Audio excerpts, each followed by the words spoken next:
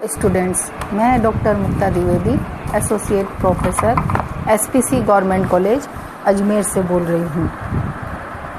केंद्र सरकार में प्रशासन के संबंध में चर्चा करते हुए हमने विभिन्न विभागों, मंत्रिमंडल सचिवालय, सचिव इत्यादि विभागों के संगठन इत्यादि के बारे में हमने चर्चा की है।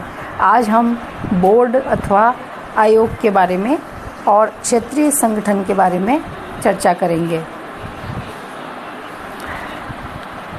यदि विभाग के निर्देशन तथा निरीक्षण का दायित्व कई व्यक्तियों में बांट दिया जाए तो उसे मंडल या आयोग प्रणाली का संगठन कहा जाता है।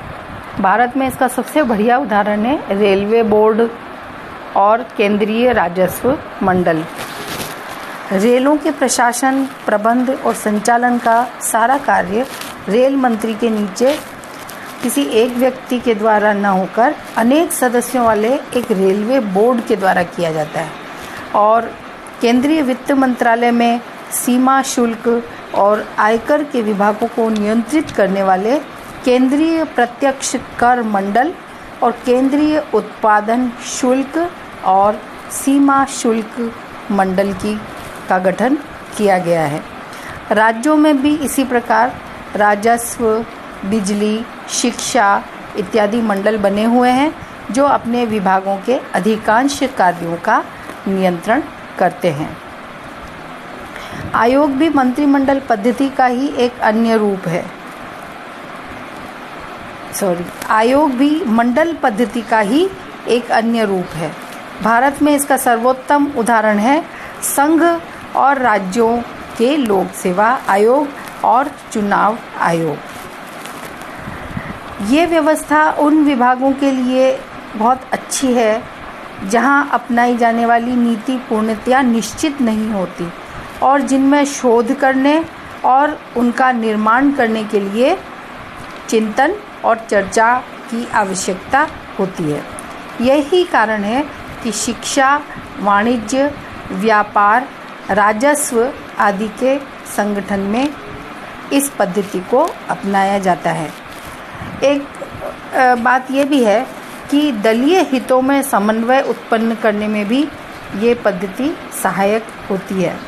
मंडल और आयोग प्रणाली की एक विशेषता ये होती है कि इसमें दलीय राजनीति का प्रभाव कम हो जाता है, साथ ही बाहरी दबावों से भी कम प्रभावित होता है।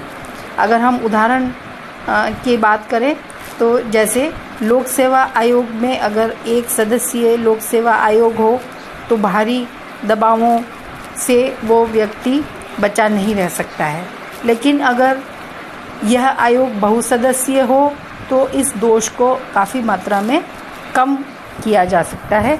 इसीलिए ये आयोग बहुसदस्यीय बनाए जाते हैं।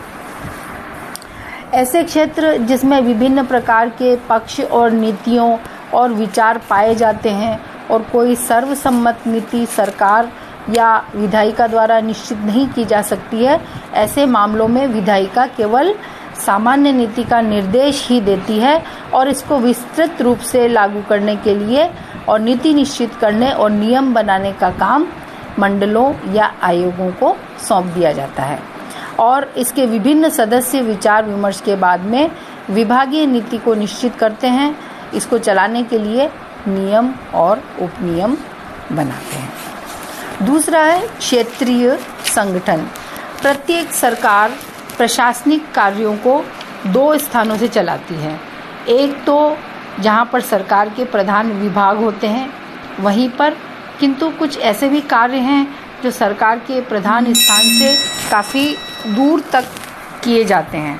यदि प्रशासन के बारे में हम सोचें तो प्रशासन का कार्य आधे से भी ज़्यादा सरकार के मुख्यालय स्थान से दूर किया जाता है, क्योंकि जो भारत क्षेत्र है वो भी बहुत बड़ा है और इसलिए सार्वजनिक प्रशासन की भाषा में इसे फील्ड स्टेशन और वहाँ के जो क्षेत्रों में स्थापित है उसको क्षेत्रीय संगठन कहते हैं।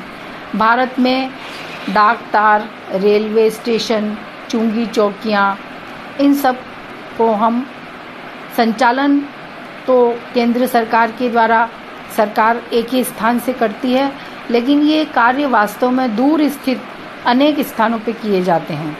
और कुछ तो ऐसे हैं जो कार्य स्वदेश में ही नहीं किए जाते, जैसे विदेश सरकार के भू क्षेत्र में किए जाने वाले भारत के राजदूतों और हाई कमिश्नरों के कार्य, ये पूरे संसार भर में फैले हुए होते हैं।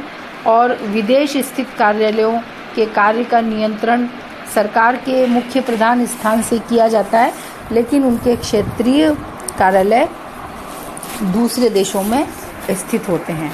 इन क्षेत्रीय स्टेशनों की संख्या, स्थिति और उनके कार्य, इन सब के विषय में देश का विधानमंडल अधिनियम तय कर लेता है। शक्तियाँ प्रदान की जाती हैं ताकि ये अपने कार्य को सुचारू रूप से चला सकें।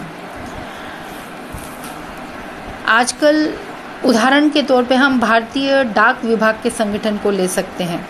आजकल प्रत्येक जिले में एक मुख्य डाकघर होता है और सबसे बड़ा अधिकारी पोस्ट मास्टर कहलाता है। पोस्ट मास्टर की देखरेख में जिले में अनेक डाकघर या डाकखाने कार्य करते हैं, जिन्हें सब पोस्ट ऑफिस कहते हैं।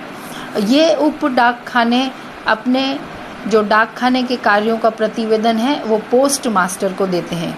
पोस्ट मास्टर के ऊपर डिविजनल पोस्टल सुपरिंटेंडेंट होता है, जो कुछ जिलों के जो डाकघर हैं उनकी देखभाल करता है। इनके ऊपर पोस्ट मास्टर जनरल होता है, जो एक पोस्टल सर्किल का अध्यक्ष होता है। सबसे ऊपर होता है डायरेक्टर पोस्ट, जो देश के डाक विभाग का सर्वोच्च पदाधिकारी होता है। तो इस प्रकार से पोस्ट जो ऑफिस है वो पूरे देश में क्षेत्रीय संगठनों के माध्यम से फैला हुआ है।